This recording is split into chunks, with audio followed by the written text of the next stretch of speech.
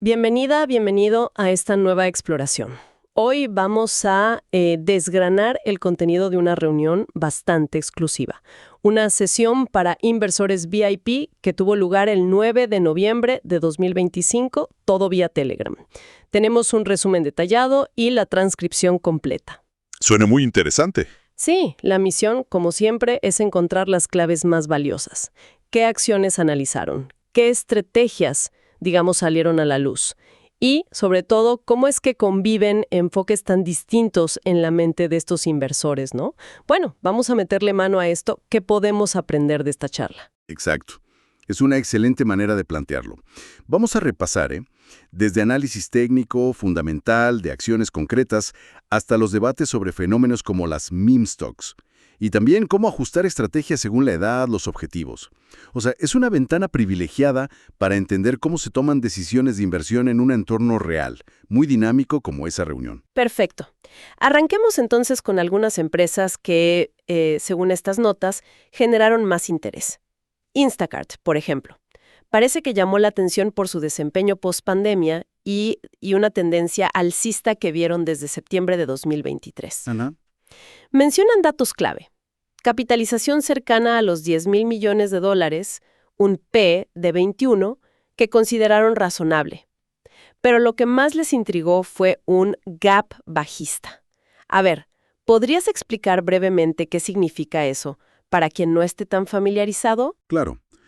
Un gap bajista es, básicamente, una brecha en el gráfico de precios.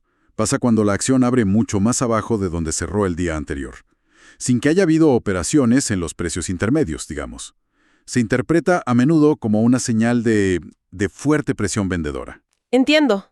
En el caso de CART, vieron un gap del 7%. Y la tesis, basada en análisis técnico, es que el precio tiende a cerrar esas brechas, o sea, a volver a negociarse en esos niveles.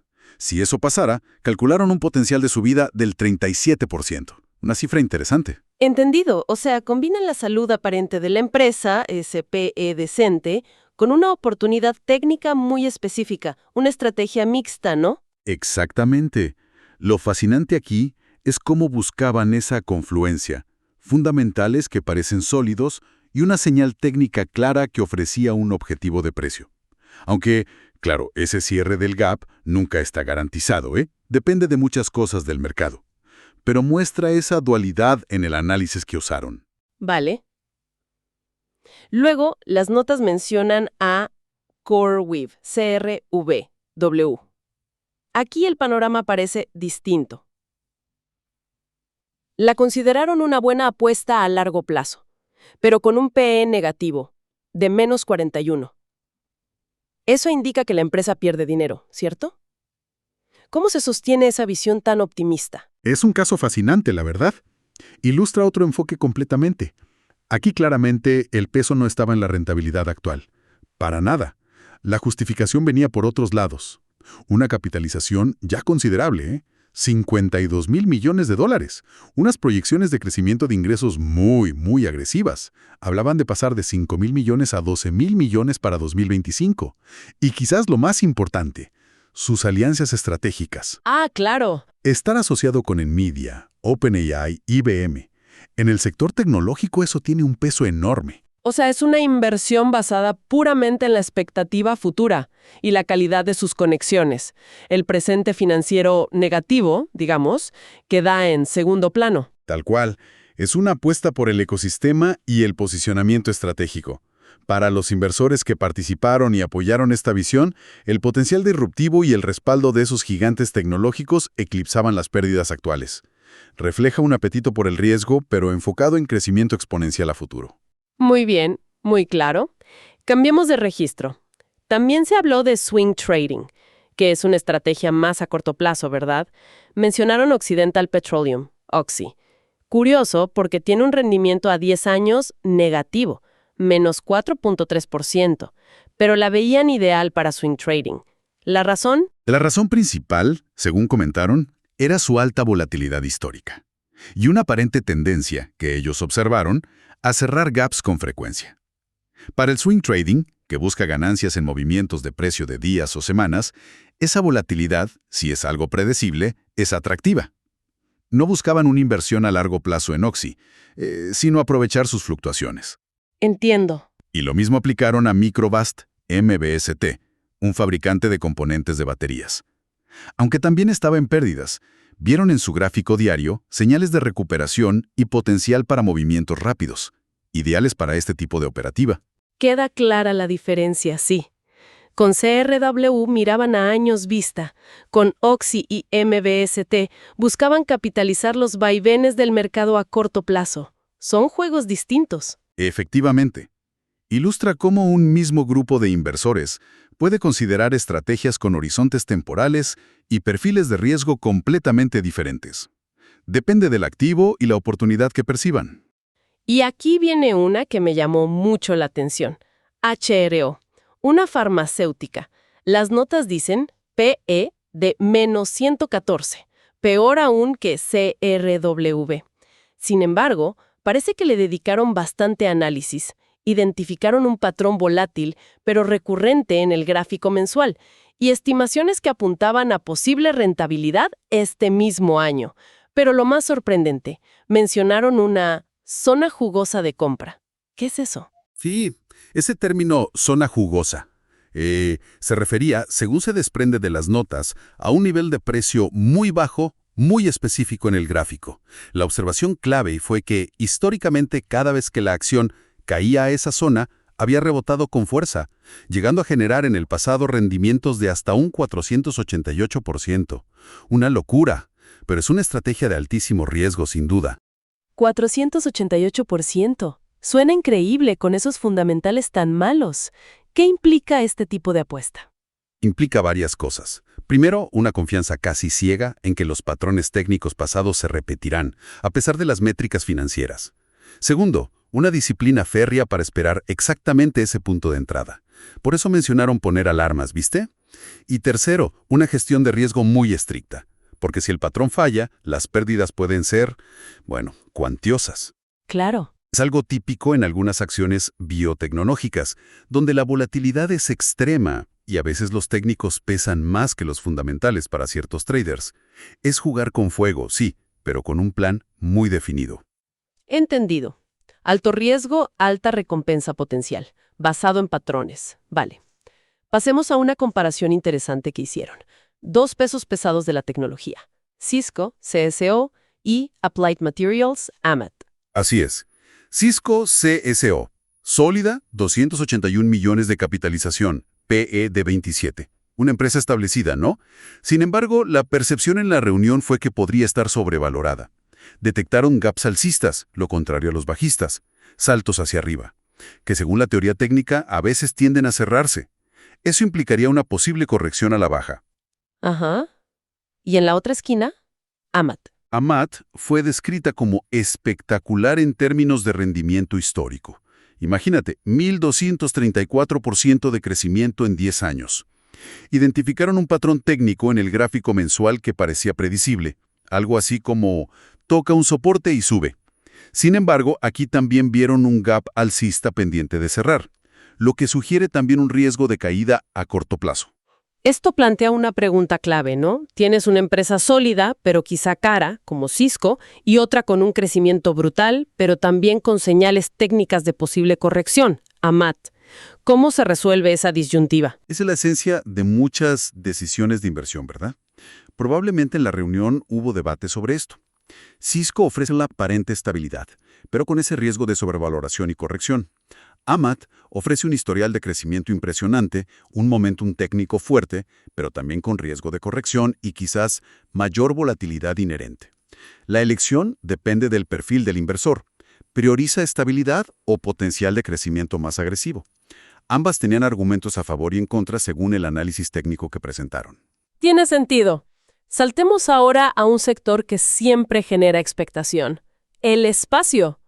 Hubo entusiasmo por Virgin Galactic, SPCE, la empresa de Richard Branson. ¿Qué potencial le veían? El entusiasmo venía sobre todo por la expectativa de un gran crecimiento futuro, ligado a la fase comercial más amplia del turismo espacial. Fijaron la mirada en 2026 como un año clave, coincidiendo con proyecciones de ganancias y la posible reapertura de venta de pasajes. La ven como una apuesta a largo plazo, en un sector disruptivo. Muy interesante. Y me enseñaron algo curioso. La consideraron una posible meme stock.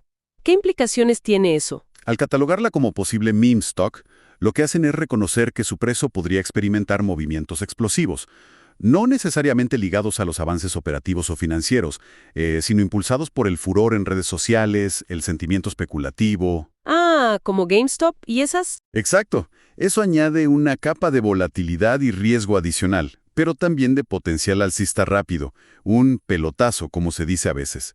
De hecho, se planteó la idea concreta de comprar 100 acciones a 3.60 y aguantarlas si hacía falta hasta 2026. Eso muestra una mezcla de visión a largo plazo con conciencia del potencial especulativo a corto.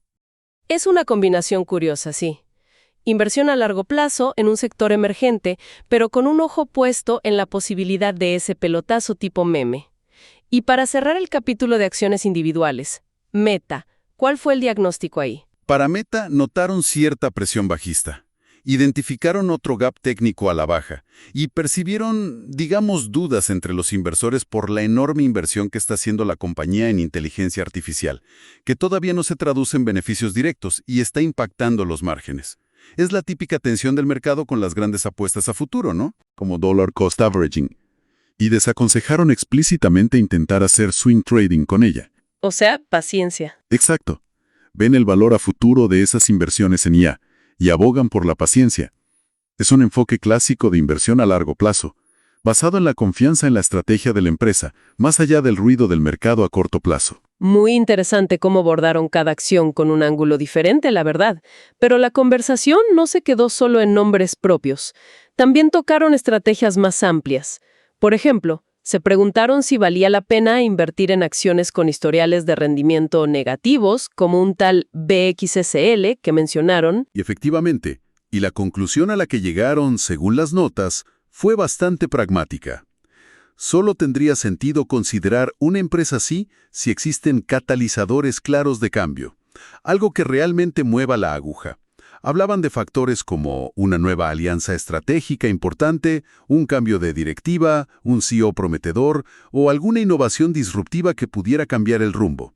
Sin una razón fundamental sólida para creer que el futuro será distinto al pasado, invertir en una empresa con mal historial es, altamente especulativo. Se trata de buscar puntos de inflexión creíbles. Tiene toda la lógica. No apostar solo por la esperanza, digamos. Y hablando de fenómenos especulativos, no podían faltar las meme stocks.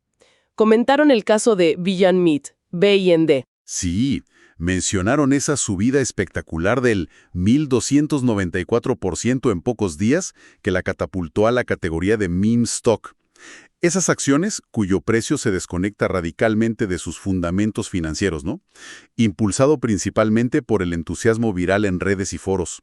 ¡Qué locura! Sí.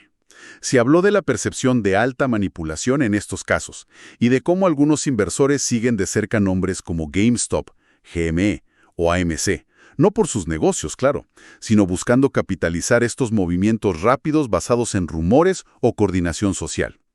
Es un territorio muy distinto a la inversión tradicional, mucho más cercano al trading de momentum o incluso a la apuesta pura y dura. Entiendo. Y otro tema estratégico interesante que surgió fue sobre la edad. ¿Es recomendable que la gente mayor invierta más en acciones individuales que en ETFs? Me sorprendió la respuesta que dieron. Sí, según las notas, la respuesta fue afirmativa, lo cual puede parecer contraintuitivo, ¿verdad? Normalmente se asocia la edad avanzada con estrategias más conservadoras. Pero la lógica que expusieron fue que, buscando un mayor potencial de crecimiento para compensar quizás un menor tiempo de acumulación, las acciones individuales, con mayor riesgo asociado, claro, podrían ofrecer ese plus. Citaron ejemplos de alto crecimiento como Google o Nvidia, con rendimientos anuales promedio espectaculares, como el objetivo a perseguir. Pero eso implica asumir mucho más riesgo cerca de la jubilación, ¿no? Es arriesgado. Exacto. Ese es el contrapunto crucial. Esta recomendación se basa en una alta tolerancia al riesgo y probablemente en la existencia de otras fuentes de ingresos o patrimonio que permitan asumir esa volatilidad. No es una estrategia universal para todas las personas mayores, ni mucho menos. Depende enormemente del horizonte temporal real, cuándo se necesitará el dinero y de la capacidad psicológica y financiera para soportar caídas fuertes. Claro.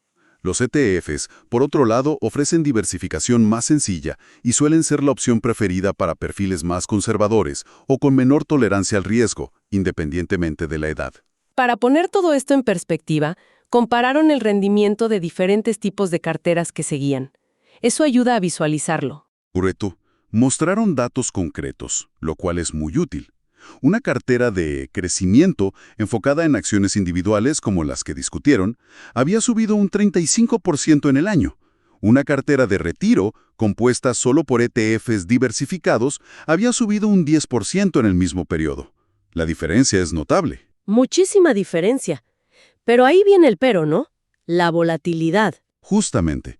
Esa misma cartera de crecimiento había caído un 7.59% en la última semana analizada, mientras que la de ETFs solo había retrocedido un 4.57%. Esto ilustra perfectamente el trueque entre riesgo y rendimiento. Mayor potencial de ganancia suele venir de la mano de mayores fluctuaciones, mayores sustos. También mencionaron una tercera cartera de altos dividendos, que era la más estable. Solo cayó un 2.60% esa semana y además ofreció un flujo de ingresos por dividendos superior al 5%. Es una foto muy clara de cómo diferentes estrategias se comportan en la práctica. Rendimiento, riesgo, estabilidad. No se puede tener todo al máximo nivel simultáneamente. Hay que elegir. Es la demostración práctica del equilibrio que cada inversor debe buscar. No hay una cartera mejor en abstracto, ¿eh? Depende de los objetivos personales, el plazo que uno tenga y el temperamento de cada uno. La tolerancia al riesgo es clave. Ya para ir cerrando, la reunión terminó un poco antes por un compromiso personal de alguien, un partido de béisbol, nada menos, pero dejaron una lista de tareas pendientes. Me gustó eso. Sí, una especie de próximos pasos. Muy práctico. Evaluar vender alguna posición ganadora para financiar la compra de CROW a largo plazo. Investigar otra acción, CTOW. Configurar las alarmas de precio para HROE en esa zona jugosa. Anotar el interés por SPCE para seguirla de cerca. Y volver a revisar meta al día siguiente. Muestra que la inversión es un proceso continuo, ¿no? De análisis, decisión y seguimiento constante. Totalmente. Entonces, ¿qué nos llevamos de este análisis a fondo de la reunión VIP? Hemos recorrido un espectro muy amplio. Análisis fundamental versus técnico, largo plazo versus swing trading, sectores consolidados versus emergentes como el espacial y hasta el fenómeno de las meme stocks. Todo en una misma conversación. Impresionante. Así es. Estas notas son un microcosmos de la complejidad y la diversidad de enfoques que existen en la inversión activa. Reflejan cómo los inversores navegan constantemente entre datos, expectativas, análisis técnico, visión a largo plazo. Es un desafío constante. Y quizás, para dejar una reflexión final que emerge de todo esto, la sesión muestra cómo se puede ser agresivo buscando crecimiento en ciertas áreas, acciones individuales, sectores nuevos, mientras se mantiene quizás una base más sólida y estable en otras, como ETFs o dividendos. Encontrar esa respuesta individual es, en última instancia, el verdadero arte de invertir. Exacto.